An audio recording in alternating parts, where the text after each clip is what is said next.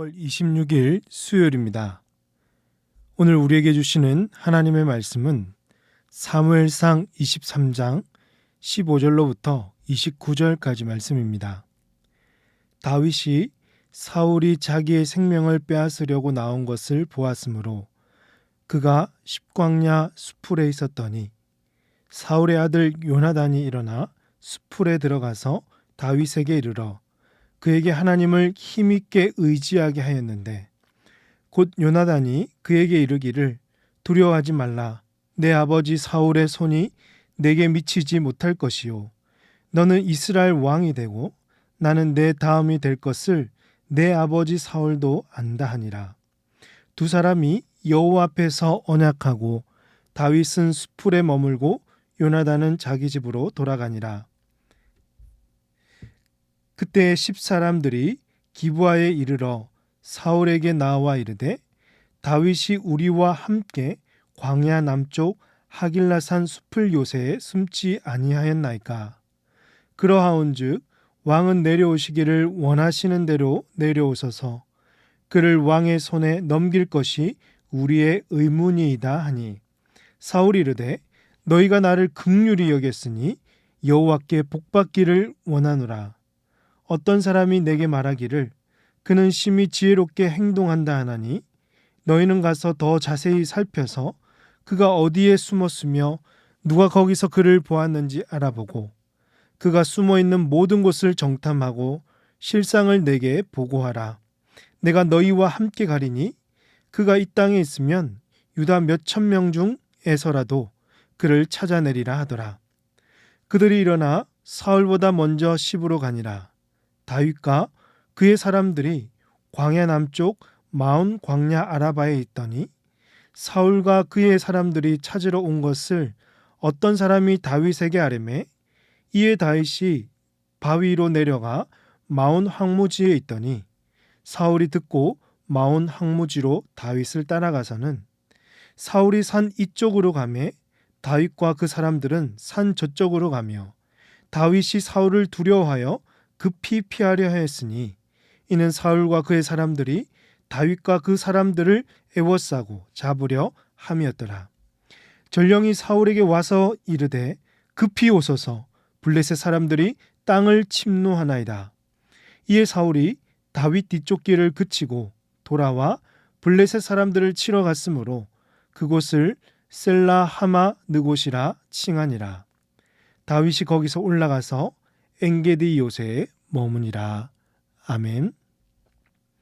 다윗은 그윌라 지역 사람들에게 배신을 당하고 이제는 십광야 수풀로 도망을 갔습니다. 여러분, 이 사람이 한 번, 두 번 실패하고 믿었던 사람들에게 배신을 당하고 한 곳에 정착하지 못하고 도망 다니면 어떤 마음이 들까요? 힘들겠죠. 있던 믿음도 약해지고 낙심하게 되고 넘어지기 마련입니다. 이런 면에서 다윗은 지칠 대로 지치고 다 내려놓고 싶은 심정이었을지도 모릅니다. 그럼에도 그때마다 여러분 누가 간섭하셨습니까? 하나님께서 간섭하시고 그를 보호하시고 사울로부터 지켜주셨기 때문에 다윗은 몸을 피할 수 있었고 위기의 순간도 잘 이겨낼 수가 있었습니다. 그런데 현재 이 십광야에서도 다윗을 위해 여전히 일하고 계시는 하나님을 오늘 우리는 만나볼 수 있습니다. 다윗이 십광야로 도망갔을 때 사울도 이 다윗을 잡기 위해 함께 십광야로 왔습니다. 이때 요나단도 함께 온 것으로 보이는데요. 16절에서 요나단이 수풀로 같이 들어가서 다윗을 위로하고 안심하게 하였고요. 무엇보다 그에게 하나님을 힘있게 의지하게 하였다라고 했습니다. 그리고 요나단이 다윗에게 하는 말이 17절입니다. 곧 요나단이 그에게 이르기를 두려워하지 말라. 내 아버지 사울의 손이 내게 미치지 못할 것이요 너는 이스라엘 왕이 되고 나는 내 다음이 될 것을 내 아버지 사울도 안다 하니라 라고 했습니다. 그러니 두려워하지 말라. 내 아버지 사울이 눈을 부릅뜨고 너를 죽이려고 하지만 절대 그의 손이 내게 미치지 못할 것이고 너는 반드시 이스라엘의 왕이 될 것이고 나는 너에게 충성할 것이라는 이 위로와 확신을 해주었던 것입니다. 사랑하는 성도 여러분, 저는 이 대목에서 다윗을 향한 이 요나단의 그 위로에 큰 감동을 얻습니다. 요나단은 다윗에게요, 하나님을 힘있게 의지하게 하였습니다. 어떤 성도님들 중에는요, 어렵고 힘든 사람들을 위로한다고 이전에 자신이 경험했던 어쩌면 그 힘든 일들을 쭉 나열하면서 나도 이만큼 경험했으니까 네 마음 내가 잘 안다. 나도 잘 이겨냈는데 너도 잘할 수 있어. 이처럼 이 세상적인 말들로 위로를 해주지만 여러분, 성도가 줄 수 있는 진정한 위로는요, 나의 경험을 말하는 것이 아니라 이 세상의 좋은 것들을 다 얘기하는 것이 아니라 유일한 피난처가 되시고 참된 능력이 되시는 하나님을 말하고 하나님을 의지하게 해야 한다는 것입니다. 다윗처럼 지칠 대로 지쳐서 어디 하나 피할 곳이 없는 자들에게 지금 요나단처럼 하나님을 의지하게 하고 다윗을 위해 일하시는 하나님을 드러내야 하는 것이죠. 그렇습니다. 사랑하는 성도 여러분, 수만 가지 세상적인 방법과 성공적인 스토리, 하나님이 없는 이 어설픈 위로들은요, 위기 속에 있는 자들을 참되게 위로할 수가 없습니다. 오직 하나님을 의지하게 하는 것이 피할 수 있는 유일한 길이심을 믿으시길 바랍니다. 낙심하며 쓰러져 있는 주변의 이웃들에게, 세상에서 방황하며 갈 길을 잃어버린 나의 가족이나 자녀들이나 또한 동료들에게 그들을 하나님께로 인도하는 복음의 통로들이 다 되시기를 주님의 이름으로 축복합니다. 이처럼 요나단과 다윗은 하나님 앞에서 언약을 맺고 요나단은 다윗에게 충성을 다짐하며 집으로 돌아갔습니다. 그때 식광야 사람들이 사울에게 찾아가서 다윗이 우리와 함께 광야 남쪽 하길라산 숲을 요새에 숨어 있다고 고자질했습니다. 그리고는 이 아부성 있는 말로 20절 보시면 왕은 내려오시기를 원하시는 대로 내려오셔서 그를 왕의 손에 넘길 것이 우리의 의문이다 라고 하니, 이때 사울은 너희가 나를 긍휼히 여겼으니 여호와께 복받기를 원하노라 라고 합니다. 여러분, 하나님은 이미 사울을 버렸는데요, 사울은 여전히 하나님께서 자신을 사랑하시는 줄로 알고 자신과 함께하는 줄로 착각하면서 여호와의 이름으로 복을 빌고 있습니다. 사울은 이 식광야 사람들에게 다윗을 잘 정탐하여서 어디 있는지 더 자세히 살피게 하였습니다. 어떤 사람은 이를 알고 다윗에게 가서 알려주게 되죠. 그리고 다윗은 마온 황무지로 도망갔는데요, 사울이 이를 알고 따라갔고 그 순간 다윗은 도간에 든 쥐로 사울에게 잡힐 수밖에 없는 상황이 찾아오고 말았습니다. 도저히 피할 수 없는 상황에서 다윗은 두려움에 떨었고 이제는 끝났구나 낙심도 할 뻔했지만 생각지도 못한 곳에서 구원의 손길이 나타납니다. 블레셋 사람들이 이스라엘을 침략하게 된 것입니다. 이 소식을 들은 사울은 다윗 뒤쪽 길을 그치고 블레셋 사람들을 치러 가게 되었고 다윗은 그때 엔게디 요새로 도망칠 수가 있었습니다. 그렇습니다. 하나님은 이처럼 전혀 예상할 수 없는 방법으로 다윗을 위기로부터 건져주셨습니다. 모두가 끝난 줄 알고 다윗을 잡았다고 생각하는 그 찰나에 하나님은 그분의 방법대로 다윗을 풀어주셨고 이스라엘에게는 경고의 메시지를 주고 계십니다. 그러므로 당장 눈앞에 벌어지는 위기가 찾아온다 할지라도 사랑하는 여러분, 두려워하지 마시고 끝까지 우리의 피난처가 되시는 하나님을 신뢰하고 바라보시기를 바랍니다. 여러분, 시편을 보십시오. 다윗은 인생을 포기하고 싶을 때가 한두 번이 아니었습니다. 혼자서 외롭고 고통스러울 때마다 어떻게 했지요? 하나님 앞에 나아가서 울부짖으며 기도하였고 하나님의 은혜를 찾고 구했습니다.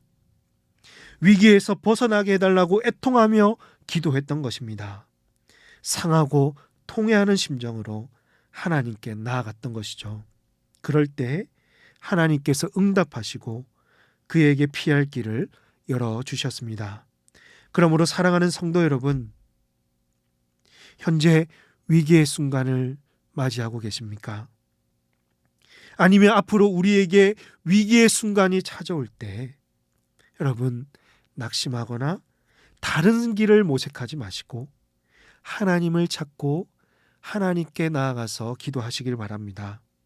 하나님의 방법을 구하며 살아갈 때 피할 길을 보여주실 줄로 믿습니다.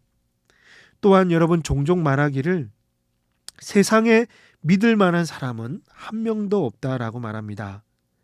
나는 절대 사람을 믿지 않아. 여러분, 이런 말도 꽤 듣죠? 맞습니다. 사람들은 서로 속고 속이면서 자신에게 유리한 말들로 포장하고 유리한 대로 선택하고 살아갑니다. 십광야의 사람들은요, 다윗과 같은 유다 지파의 사람들이었습니다. 다윗을 더 옹호했어야 되고 지켜줬어야 될 그 사람들이었는데 그들도 눈앞에 보이는 왕의 손을 잡고 다윗의 위치를 고자질하였습니다. 이 순간 다윗은 또 당했구나. 이 세상에는 믿을 만한 사람이 정말 하나도 없구나라고 생각했을지도 모릅니다. 그러나 여러분, 사람은요, 믿을 만한 대상이 아닙니다. 사람은 사랑해야 될 대상입니다. 흠이 많고 연약한 사람을, 마음을 숨기고 있고 결정적인 순간에 사람을 속이는 사람들을 믿기보다는 주님의 마음으로 사랑하고 그가 변화될 때까지 기다려주고 용서해 주어야 하는 것이죠. 우리 주님께서 저와 여러분에게 보여주신 사랑처럼 이제는 우리가 옆에 있는 가족과 이웃, 동료와 친구들에게 보여줘야 될 사랑이라는 것입니다. 오늘 우리 주님처럼 더 사랑하고 흠이 많은 자들을 품고 넉넉하게 품어낼 수 있는 저와 여러분이 되시기를 주님의 이름으로 축복합니다. 기도하겠습니다. 하나님 아버지, 오늘도 말씀하여 주시고 이 말씀 붙들고 또 살아가게 하시니 감사합니다. 주님, 우리 인생도 다윗과 같이 머리 둘 곳 없이 늘 불안하며 두려워하며 세상과 싸워가고 있을 때 하나님, 우리의 피난처가 되어주시고 이 세상의 경험과 또 이 세상의 지식을 따르지 아니하고 오직 하나님께 나아가 하나님을 의지하며 하나님께 답을 구할 수 있는 저희들 되게 하여 주시옵소서. 그 순간에 우리에게 피할 길을 주시는 주님의 손길을 경험케 하여 주시옵소서. 우리 주변에 여전히 사랑해야 될 대상들이 많이 있습니다.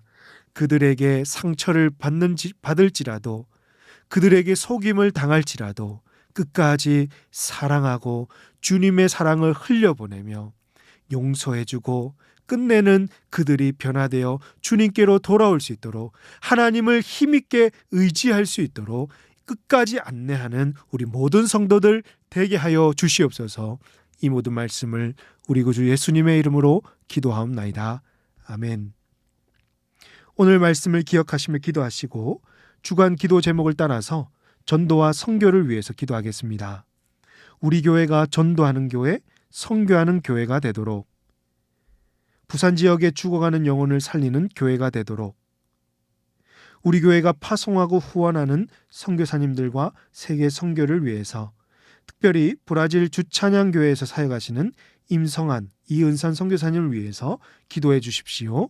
주찬양교회가 브라질 선교를 아름답게 할 수 있도록 선교를 위한 이민 성도들의 사업 번창을 위해서 현지 사역자들을 훈련하는 신학교 사역이 날로 부흥할 수 있도록 이 시간 합심해서 기도하도록 하겠습니다.